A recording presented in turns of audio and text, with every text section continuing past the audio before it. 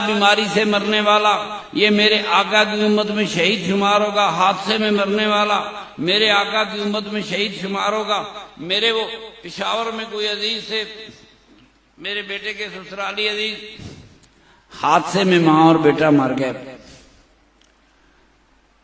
ये परवेज मुशर्रफ का जमाना था, इसने कहा ये गलत जगह दफन है। ये लोग काड़ा बड़ा कब्रिस्तान था कि ये गलत जगह पे है, सरकारी जगह कब्रिस्तान हटाओ। भला कब्रिस्तान भी हटाए जा सकते हैं।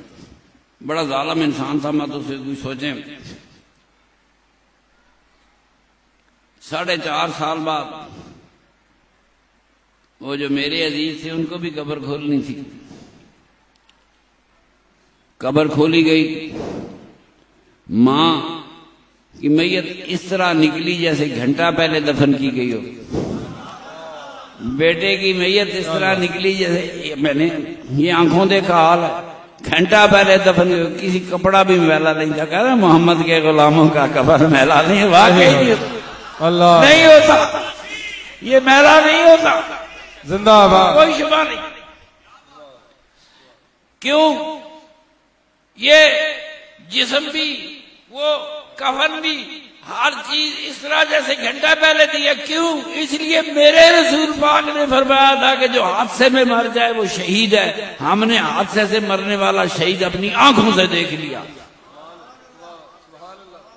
उनके जिस्म को मिट्टी ने नहीं खाया, उनके कफन को मिट्टी ने। मेरा आका जिस इसको शहीद करार दे दे कि पेट की किसी बीमारी से मरने वाला, लाइलाज बीमारी से मरने वाला शहीद है, ये मौलवी सजा किसको दिलाएगा? अल्लाह की कसम मेरे रसूल के गुलाम कब्रों में भी जिंदा है। मेरे रसूल के गुलाम कब्रों में जिंदा है। कोई वो जिंदगी, ये जिंदगी, ये कब्रों की जिंदगी बड़ी खूबसूरत जिंदगी है।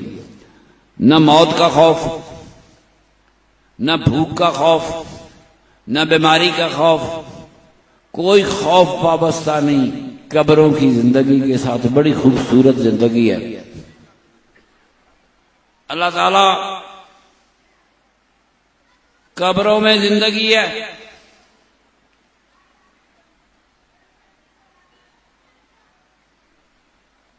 अल्लाह ताला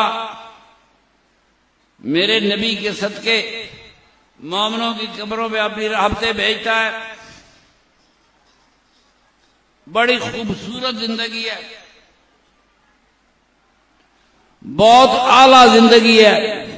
ये 20-20 करोड़ के, 30-30 करोड़ की कोठियों में रहने वालों, अल्लाह की कसम इस जिंदगी से भी ज्यादा खूबसूरत जिंदगी कब्र की जिंदगी है।